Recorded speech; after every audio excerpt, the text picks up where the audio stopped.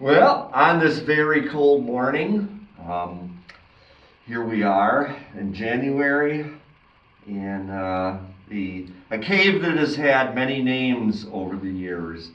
But the cave, the most official name for this, I guess, is Altendorfer Cave, after the old mushroom grower.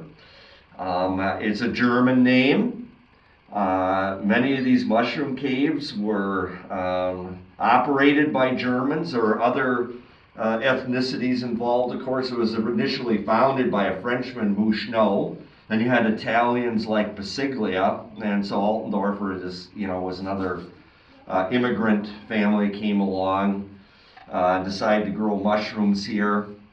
I see in recent years, though, that this is a lot of YouTube videos called the Zen Cave, and I think that's because there used to be on the cliff like a big head of a Zen monster or something like that at the entrance of the cave. But somebody destroyed that. I don't know if that's Public Works or somebody else who was, trying to just make the cave not so obvious. That's a good thing. Another name for this cave is Cave 532, because it was 532 Water Street. And I'll say more about that in our next stop. But this is one of the caves that, after the publication of the book Subterranean Twin Cities in 2009, there was a great wave of digging that passed through the Twin Cities, especially St. Paul in the years following, and a lot of the old mushroom and brewery caves were dug open that had been sealed for many years. And this is one of them. You could initially, I remember for years you could only get into this room down here. And then it subsequently dug open there and opened up the rest of the cave. But we are here today, I should say. The reason we're here is we are sort of like volunteers for the DNR here. They need a bat count done in this cave, and we're here to do that today and look at some other historical features that we'll talk about later. And I see that the sign here is this. Sign indicates that this is a bat hibernaculum, so we don't want to minimize any disturbance of the bats. But the possibility remains that the northern long-eared bat could be here, and I was specifically requested to look for that. So with that, I guess we will head over towards the ponds. And that way, and we'll see what we find over there.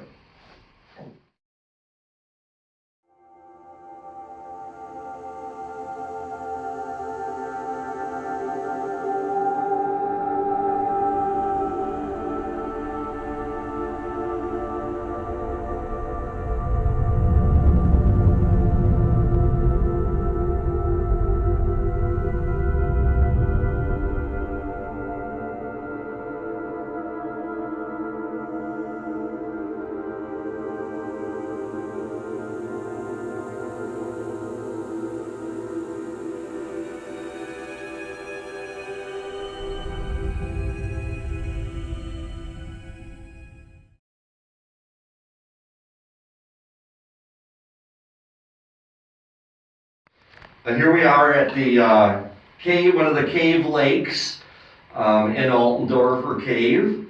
You can see it right in front of me here in this sandstone alcove. It is a pond, cave lake or pond of varying You can tell the water level goes up and down. You can see that, that watermark like about halfway up the wall there to that first ledge. And also on the bottom of it is mud cracked. So it's been just like bone dry at some other times. But where does this water come from? I thought for a while that there was a reversed hydrologic gradient in this cave. Now most of the, when you come into the Altendorfer Cave, you come down through that sinkhole, and there's water coming in. There's a stream coming down from the top of the cliffs from Cherokee Park. And it's running down a ravine, and part of the water detours and comes in the cave entrance, what's your luck in that. And so some of these ponds in here are due to that stream. And so it looked like water is actually kind of flowing uphill in these ponds. They're kind of staircasing upwards in the cave in elevation, but I think what it is rather, it's actually just, it's just the water table and the sandstone gives it that appearance. But these cave lakes are where the wetter areas where you expect cave fauna. I mean, you have a better chance of finding bugs, as it were, that, if you're searching for things like that, they like that moistness. I was looking in this pond for the freshwater shrimp. I don't see any. This would be a typical habitat for them if there was sufficient organic matter. I'll point that out.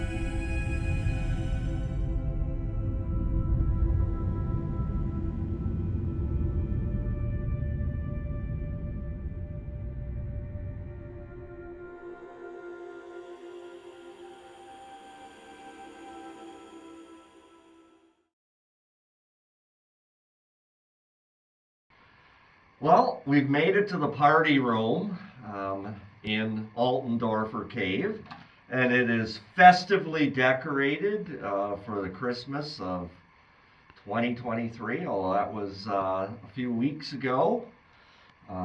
Very nicely done, whoever put this up. Thank you.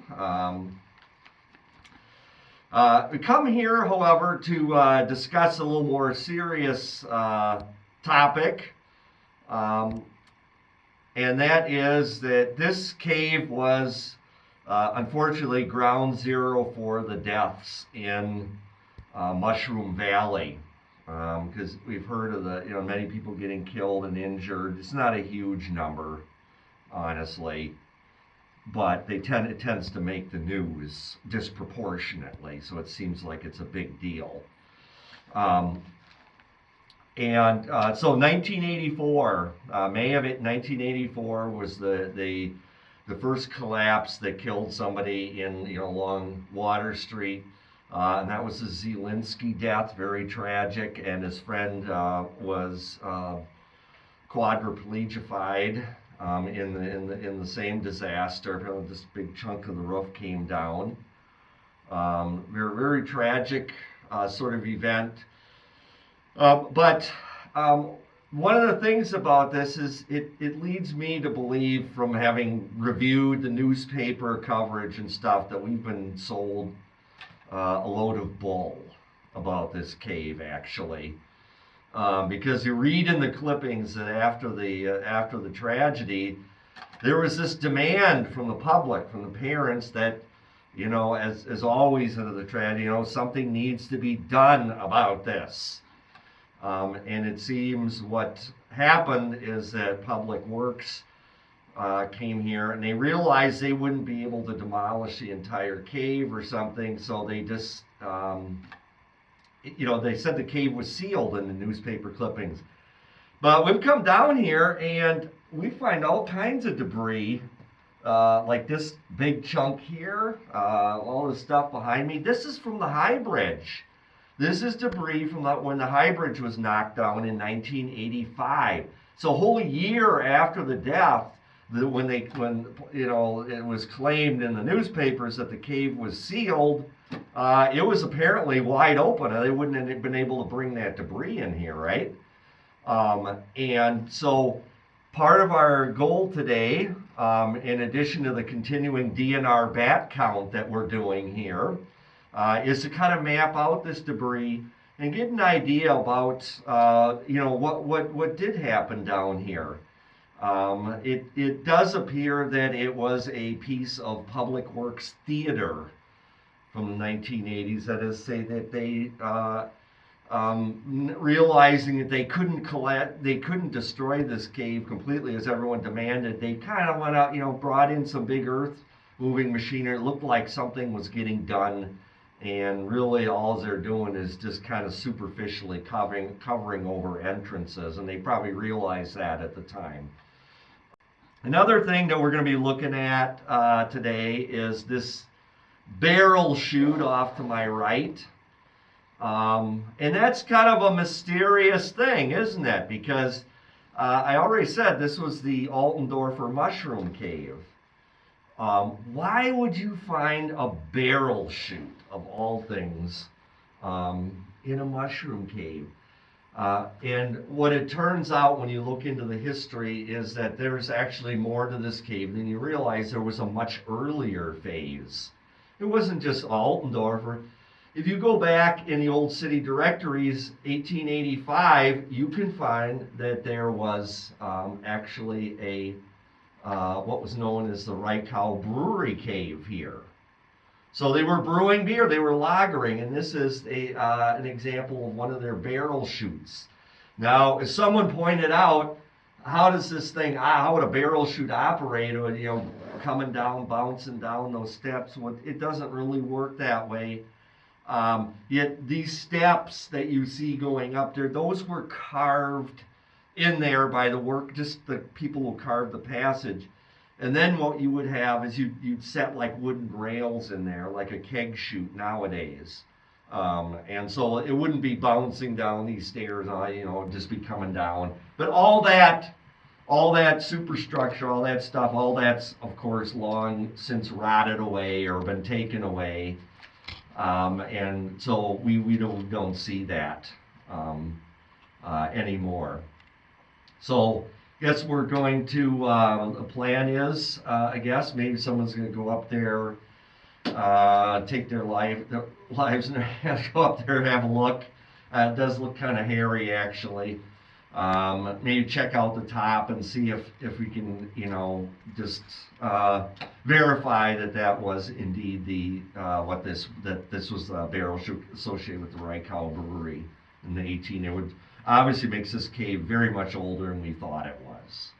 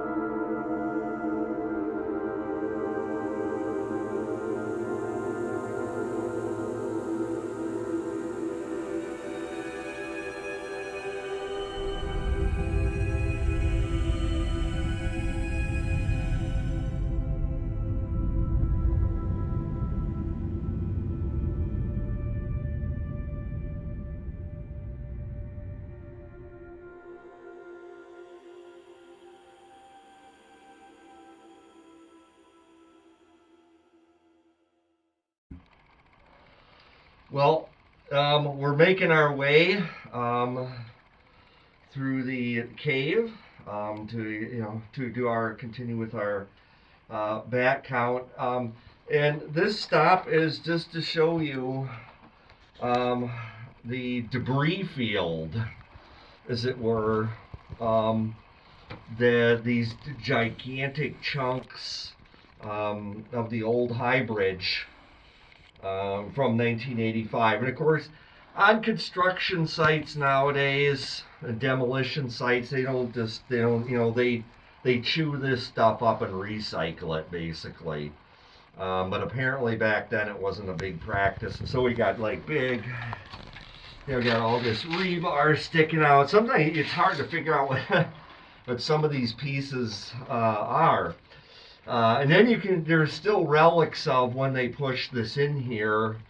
On the walls we have, it looks like the marks of earth moving machinery. It's kind of like, maybe a blade was scraping against the wall or something as they were, pushing in these humongous bollards and enormous chunks of concrete and so on. But this is really a hazard when you're moving through the cave. Just anytime some of this stuff could shift, you could lose your balance, get impaled on a rebar. Fall down into one of these holes here, have something roll on you, sprain your ankle, and that I think is like the number one hazard, the day-to-day hazard in these caves.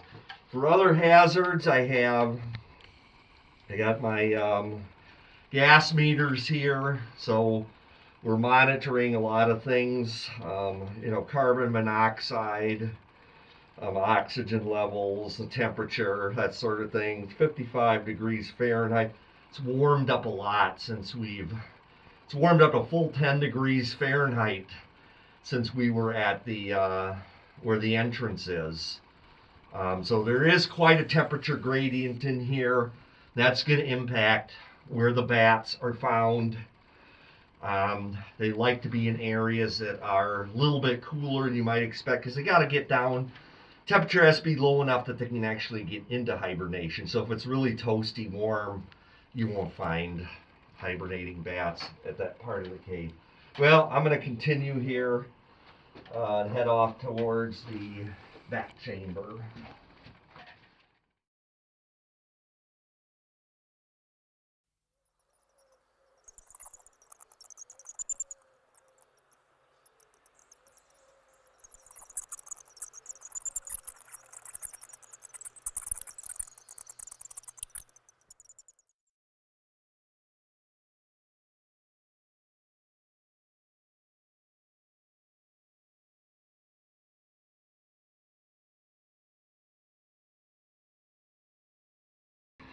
Okay, we're continuing here with our DNR bat count, and we're in one of the hibernaculum chambers in the deep recesses of the Altendorfer Cave, and most of what we're encountering here at this location, about 24 little browns, the Myotis lucifagos. And we're just here briefly illuminating. We won't get these lights out of here in a second. It's just we had to have a little bit more light though, because I've been informed that there's a possibility there could be the northern long-eared bat, a much rarer species in here. So I kind of had to, look at each one to make sure, what species it is. So that would make a potential of 4 species in here. Little brown, big brown, I haven't seen those yet. A lot of little browns, no big browns. Several pipistrelles, and no northern long-eareds yet.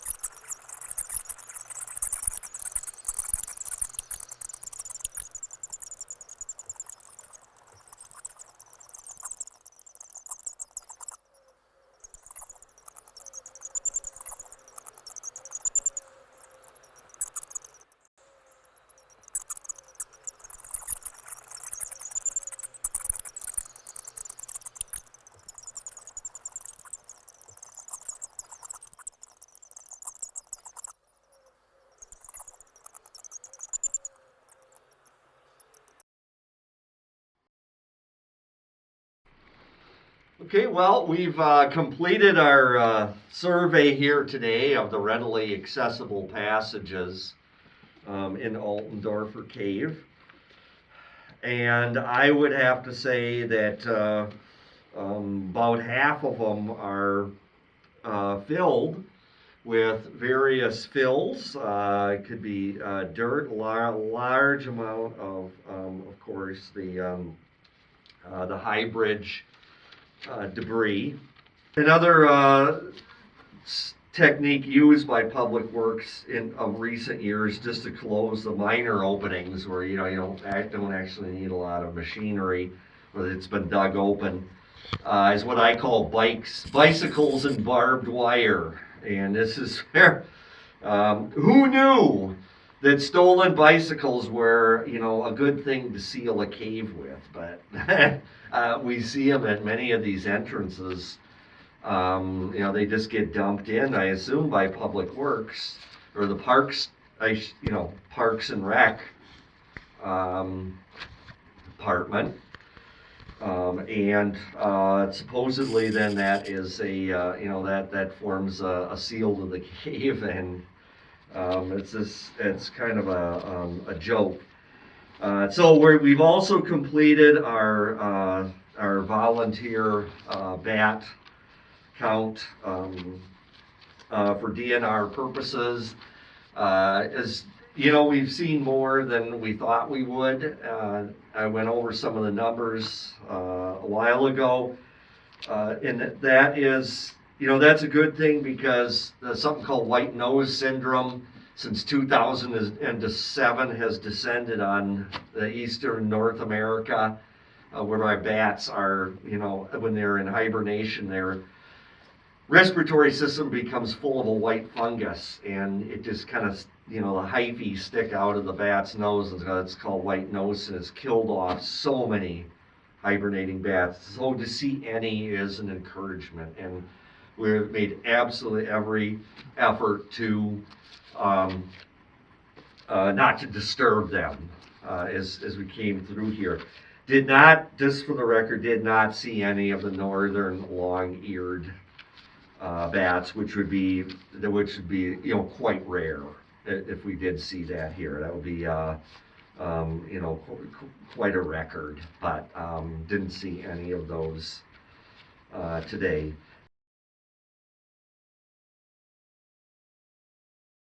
Now we have an outstanding aerial artist here who's going to ascend this so-called barrel chute and have a look up there. Maybe that will help us answer this question.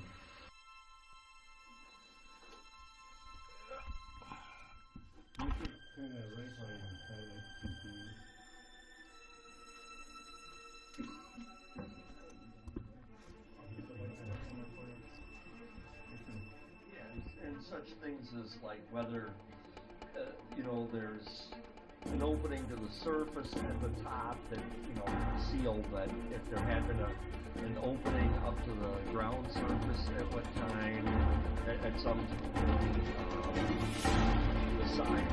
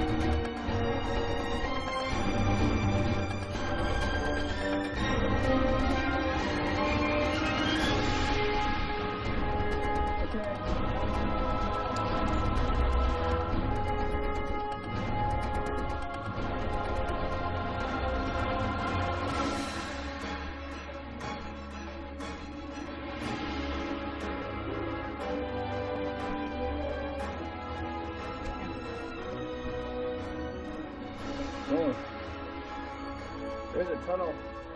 up here that goes pretty far.